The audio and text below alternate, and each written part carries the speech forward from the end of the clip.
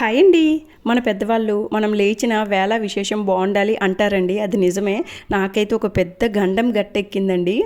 నేను వంటంతా అయిపోయిన తర్వాత మా పాపకు స్నానం చేద్దామని చెప్పి డ్రెస్ తీసేసి ఇంకా తన సోపు టవల్ తీసుకొద్దామని చెప్పి వెళ్ళానండి. ఈలోగా మిర్రర్ దగ్గర ఉన్న చిన్న మనం క్లిప్పులు పెట్టుకుంటాం కదండి పైన పఫ్ కోసం, ఆ క్లిప్ అయితే మింగేసిందండి. ఇంకా పిల్ల అయితే కింద పడి గిలగిలా కొట్టించుకుంటుందండి. నాకు అసలు ఏం చేయాలో అర్థం కాలేదు. ఇంట్లో ఎవరూ లేరండి. ఇంకా నేను ఇంకో క్షణం ఆలోచించుకుంటా వెంటనే హాస్పిటల్కి అయితే తీసుకెళ్ళిపోదామని చెప్పి ఇంకా ప్రక్కింటి ఆవిడని పిలిచి స్కూటీ తీయమన్నానండి. ఇంకా వెంటనే నేను నా బ్రెయిన్కి అయితే అసలు ఆ హడావిడిలో కూడా ఆలోచన వస్తుంది అనిపించలేదండి. తన్ని రివర్స్లో పట్టుకున్నానండి. రివర్స్లో పట్టుకున్నాను. ఇంకా నా అదృష్టం ఏంటంటే అంతకుముందే తనకి రాగి మట్టి తినిపించానండి.